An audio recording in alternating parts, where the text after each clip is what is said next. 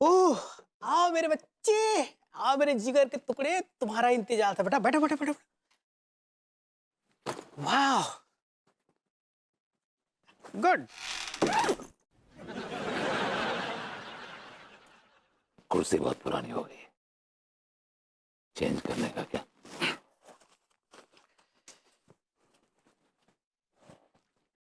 अरे यार,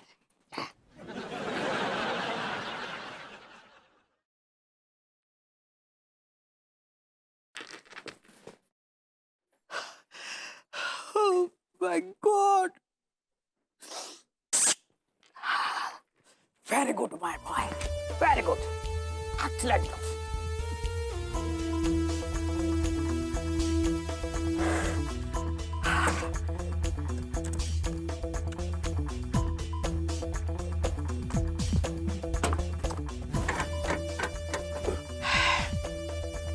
बेटे, पापा की तरफ से 5 लाख चॉकलेट खाने के लिए। पापा, आप मुझे चॉकलेट खिला रहे हैं और खुद डायमंड खा रहे हैं। लेकिन आपने तो कहा था कि इस बैग में आपके पाइल्स की दवा है। हाँ कहा था, तो इसमें गलत क्या कहा था? अरे भाई, जब जब मुझे पाइल्स होता है ना, मैं हीरो को देखता हूँ, पाइल्स ठीक हो जाता है। लेकिन समाज की नजर में ये स्मगलिंग है। अरे बेटा, अब क्या बताओ, समाज का क्या काम है? अगर कोई आदमी गलती करता है तो उसके ऊपर उंगली उठाता है, लेकिन अगर कोई इंसान भूखा मरता है तो उसकी तरफ पलट के भी नहीं देखते, छोड़ के चले जाते हैं गटर पे सड़ने के लिए। अरे तुम अपने आप को देखो, नल्ला घूम रहे थे यहाँ वहाँ, समाज ने तुम्हारी कोई परवाह की? नहीं, समाज ने कभी मेरी परवाह नहीं की। समाज ने तंज ताने देकर मेरे माथे पे लिख दिया कि मैं नल्ला हूं, नल्ला हूं, नल्ला हूं। बताओ, और तुम जो हो समाज की परवाह कर रहे हो? पापा, आज आपने मेरी आंखें खोल दी और अब मैं वही करूंगा जो आप कहेंगे।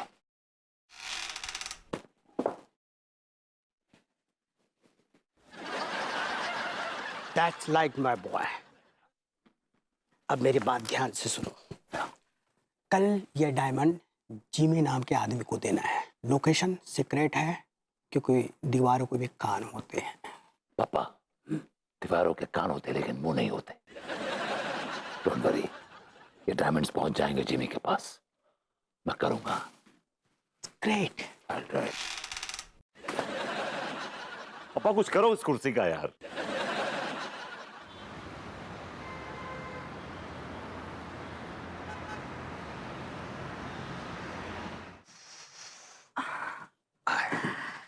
Vibhu, how was your day? Day was hectic, very hectic. लेकिन मैं जल्दी आ गया। अच्छा, एक काम करो, अपनी आंखें बंद करो। I have a surprise for you, please. Okay, लो कर ली आंखें बंद। Okay. क्या है? अब अपनी आंखें खोलो। इतना महंगा नेकलेस? Yes.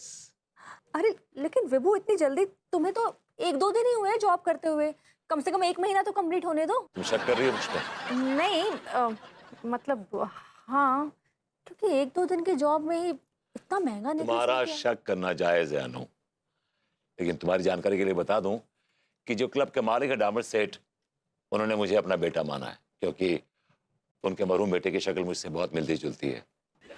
तो मैंने उनसे रिक्वेस्ट की थी मुझे कुछ एडवांस चाहिए, तो उन्होंने मुझे एडवांस दे दिया, तो मैं तुम्हारे लिए ये नेकलेस ले आया। Thank you Vibhu. हेलो पगली। आ गए इंस्पेक्टर साहब, इतना देर काहे लगा दिए? अब क्या बताएं पगली, तुम तो जानती हो कि पुलिस की ड्यूटी कैसी होती है। अचानक से फोन आ गया, पता चला कि कहीं गैर कानूनी गतिविधियां चल रही हैं। तो बस मुजरिमों को जेल की सलाखों के पीछे डालकर आ रहे हैं। सच्ची? और सुनाओ, तुम्हारे क्लब में क्या गतिविधियां चल रही हैं? भाई, तो के लिए तो आपका इंतजार कर रहे थे हम। क्लब में कुछ अच्छा ना ही चल रहा है लड्डू के भैया। साफ साफ बताओ क्या चल रहा है। हमको क्या लगता है ना कि क्लब में जगलिंग चल रहा है, जगलिंग। जगलिंग? हाँ। स्मगलिंग तो नहीं कहना चाह रही? ऐसे ही पकड़े हैं। हाँ, आज ना एक तो आदमी पीले रंग का बैग लेकर आया रहा हुआ। पीले रंग का बैग लेके आया। उस पीले रंग के बैग में क्या था ये पता करने की कोशिश की तुमने? हम कैसे पता करते लड्डू के भैया, हम वहाँ केवल डांसर हैं। कछु 3-5 करेंगे तो मालिक हमको भगाना ही देगा वहाँ से। हाँ, ये बात भी सही है। लेकिन वो पीले बैग वाला आदमी किससे मिलने आया था ये पता किया तुमने? हाँ, वो मिलने आया था बरबूती जी से। ओह अच्छा, फिर? अब फिर ना उसके बाद कहा है कि हम देखे रहे, ये बहुत ही फिल्मी सीन चला हुआ, बैग का अदला बदली। तो वो आदमी पीले रंग का बैग लाया, उसको टेबल पे रखा और धीरे से सरका दिया भरभूति जी की तरफ। उसके बाद भरभूति जी टेबल के नीचे से काले रंग का बैग उसकी तरफ सरका दिए। एकदम फिल्मी सीन था लड्डू के भैया वो बैग के अदला बदली का। अच्छा, वाह, शाबाश पगली, शाबाश। अब बस एक बार पता चल जाए कि उस पीले वाले बैग में क्या है तो मजा आ जाएगा। हम कोशिश बहुत किए थे सच्ची। तुमने बहुत सही जानकारी जुटाई है पगली। बस बाकी का काम तुम हम पे छोड़ दो। हम ये पता लगा के रहेंगे कि उस पीले वाले बैग में क्या है। तुम बस उन लोगों पे नजर रखना, हाँ, ठीक बा। ठीक है? कसम है हमें उस कानून की कि एक ना एक दिन हम उस डामर सेठ के पूरे साम्राज्य का पर्दाफाश कर देंगे और उसके सारे चमचों को जेल की सलाखों के पीछे डाल देंगे। तुम बस हमें ऐसे ही रिपोर्ट्स देती रहना। ठीक बा। इडिया, सच्ची आपको ऐसे देखते हैं ना इडी रेस में, आप कितने ढाई सिंह लगते हैं। डैशिंग नहीं, डैशिंग होता पगली। ऐसे ही पकड़े हैं। हाय दिया।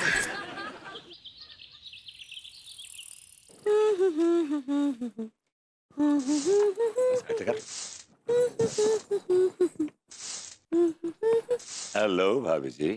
हेलो बरबूती जी, कैसन बा? बस भाभी जी ठीक ही हूँ। आजकल तो आप बहुत बिजी रहते हैं। हाँ भाभी जी, आप तो देखती हैं क्लब में कितना बिजी रहता हूँ। डामर सेठ ने सारी रिस्पॉन्सिबिलिटी, जिम्मेदारियां मुझ पर डाल रखी हैं। हाँ, वो तो हम देख ही रहे हैं, आपका काम बहुत जिम्मेदारी वाला है। जिम्मेदारी वाला भी है और खतरनाक भी है भाभी जी। अतिया खतरनाक? ओ कैसे?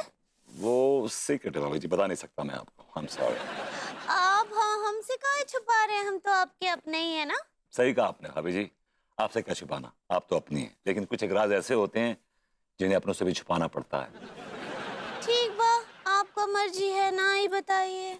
आप तो नाराज हो गई भाभी जी। नहीं नहीं, हम काहे नाराज होंगे, वैसे भी तो आप अपना फर्ज ही निभा रहे हैं। ठीक फरमाया आपने भाभी जी। माँ कहती है कि अपना फर्ज निभाओ। हाँ, वो तो है, अपना फर्ज तो निभाना चाहिए।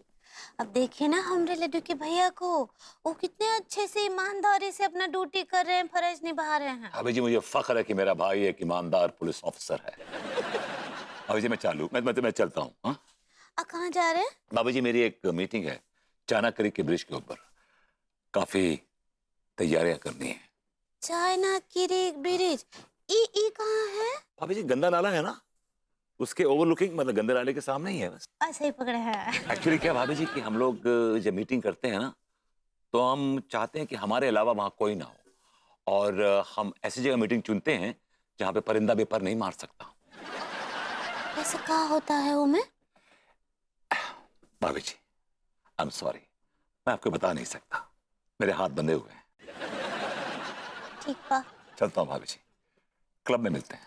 हाँ ठीक बा। ये कौन सी मीटिंग की बात कर रहे थे पगली? लड्डू के भैया, कछु तो सिगरेट मीटिंग होने वाला है उन लोगन का। सिगरेट नहीं, सीक्रेट पगली, सीक्रेट। ऐसे ही पकड़े हैं। वो है ना, वो कहाँ बोले रहे हो, चाइना की ब्रिज, वो जहाँ से गंदा नाला का दृश्य दिखता है। बाय, आज तुम्हें मेरे हाथों से कोई नहीं बचा सकता। हमरे Singham.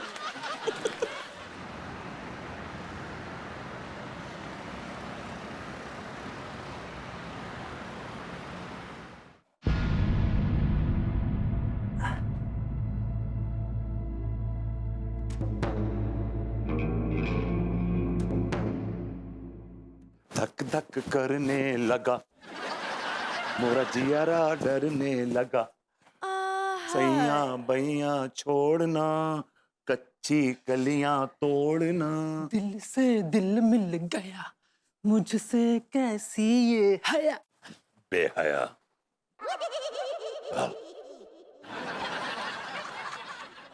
Are you Jimmy? Yes, are you Vibhuti? Yeah I'm विभूति। भाई की दवा लायो। लाओ ना।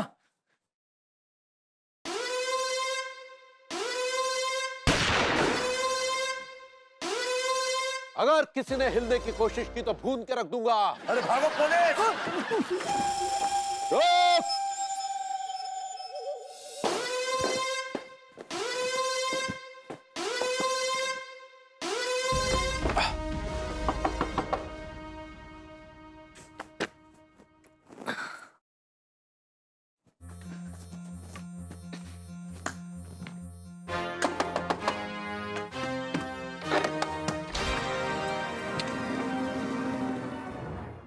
क्या हुआ तिवारी जी? भाभी जी, अभी अभी एक मुजरिम कानून से बचता बचाता इस तरफ दौड़ता हुआ आया है। तिवारी जी, ये शरीफ लोगों का घर है और यहाँ शरीफ लोग रहते हैं, कोई मुजरिम नहीं।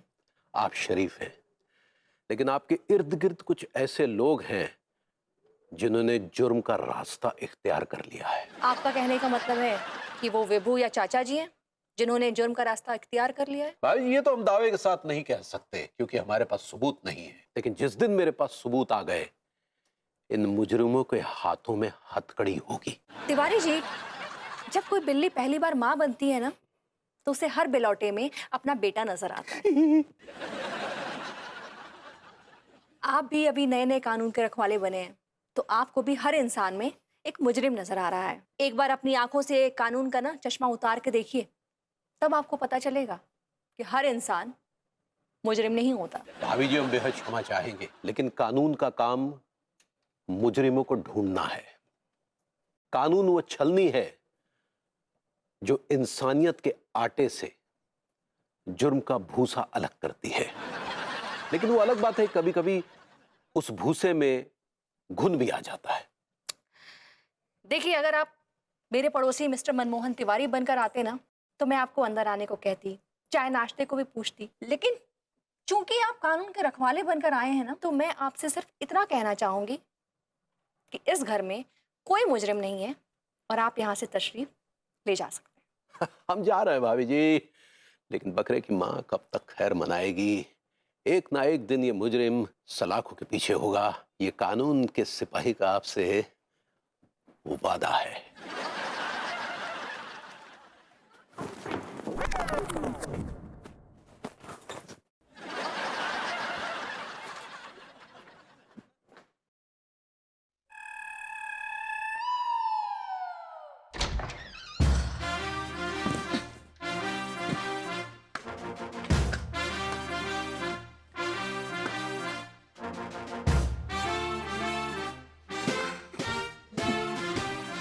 इधर आ जाओ।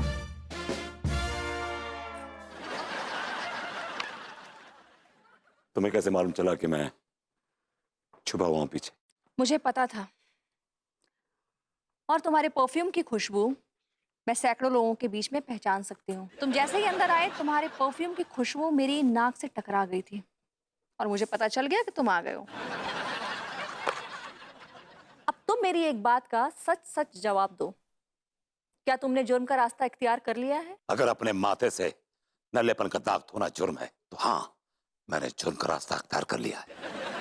अगर अपनों को थोड़ी सी खुशी देना जुर्म है, तो हाँ, मैंने जुर्म का रास्ता इख्तियार कर लिया है। अगर अपनी किस्मत की दीवार से गरीबी का लफ्ज मिटाना जुर्म है, तो हाँ, मैंने जुर्म का रास्ता इख्तियार कर लिया है। अगर तानेबाज लोगों को तमाचा मारकर उनका मुंह बंद करना जुर्म है, तो हाँ, मैंने जुर्म किया है। हाँ, मैंने जुर्म का रास्ता इख्तियार कर लिया है। हेलो, उससे कह दो कि सेठ जी हम आज भी फेंके पैसे नहीं उठाते। देख जरा गिन कितने, उठा ले।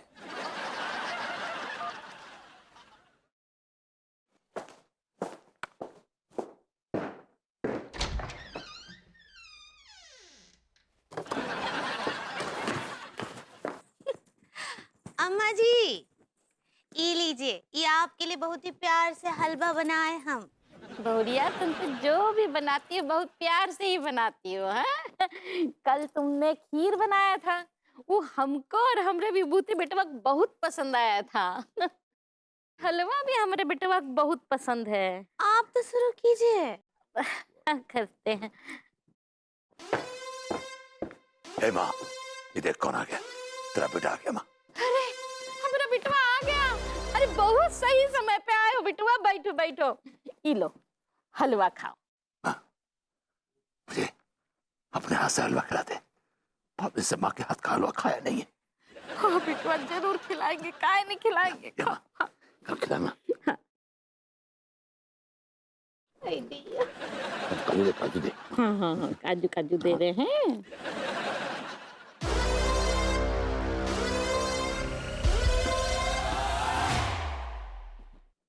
क्या बात है माँ, आज अपने एक बेटे पर बड़ा प्यार लुटाया जा रहा है। अरे माँ के लिए तो सारे बच्चे बराबर होते हैं। ले तुम्हें खा, ले खा। आई माँ, भाई को ही खिला दो। क्यों? मेरे साथ खाने में कोई कुरैश है, तकलीफ है, परेशानी है? ऐसा नहीं है भाई, जो लोग जुर्म के बर्तन में खाना खाते हैं, सीनियर इंस्पेक्टर मनमोहन तिवारी उनके साथ खाना नहीं खाता, चाहे वो उसका भाई ही क्यों ना हो। क्या बकवास कर रहा है तू? क्या कहना चाह रहा है कि हमरा बिटवा जो है वो मुजरिम है? रहने दे माँ। जो लोग जिंदगी में पहली बार कानून का चश्मा लगाते हैं ना, उनको हर आदमी तो टेंशन मत ले। देख, मैं तेरे लिए क्या लाया हूं।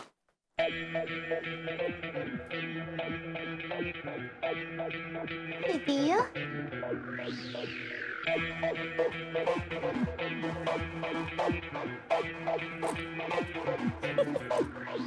ये तो बहुत सुंदर है। अब सोने का है? हाँ माँ, सोने की है। मुझे पता था तुझे सोने की चेन से ही चैन आएगा। हाँ। कुछ नहीं।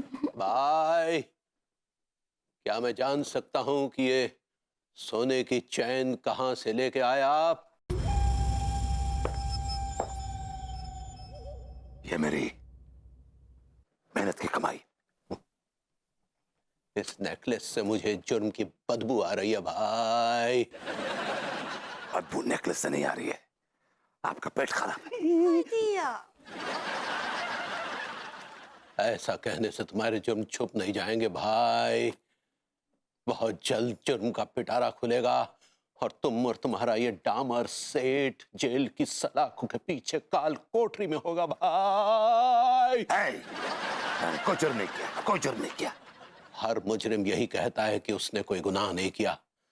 तुम्हारी इसी में भलाई है भाई कि तुम सरेंडर कर दो। इन कागजों पर साइन कर दो जिस पर तुम्हारे गुनाहों का हिसाब दर्ज है। जाओ पहले उस आदमी का साइन लेकर आओ जिसने गरीबी मेरा मुकद्दर बना दिया था। जाओ पहले उस आदमी का साइन लेकर आओ जिसने आते जाते मुझे ताने दिए थे।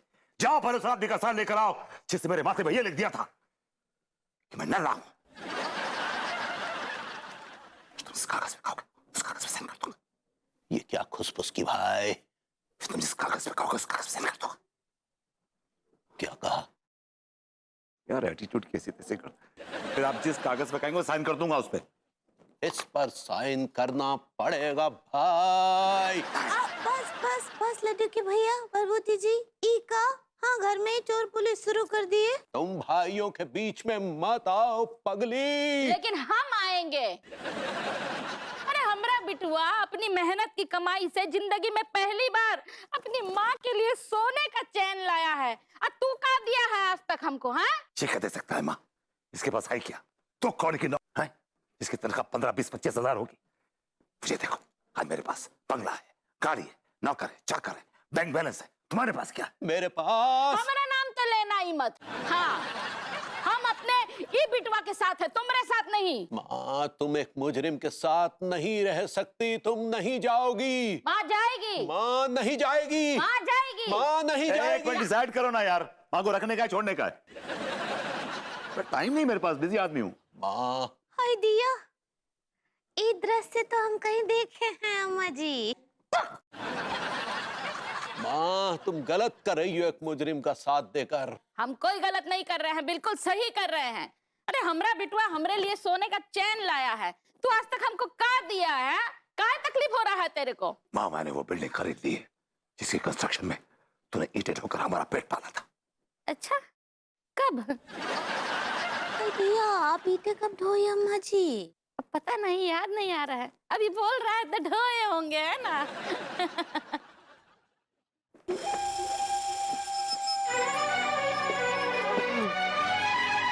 बाय। वो गए लड्डू के भैया।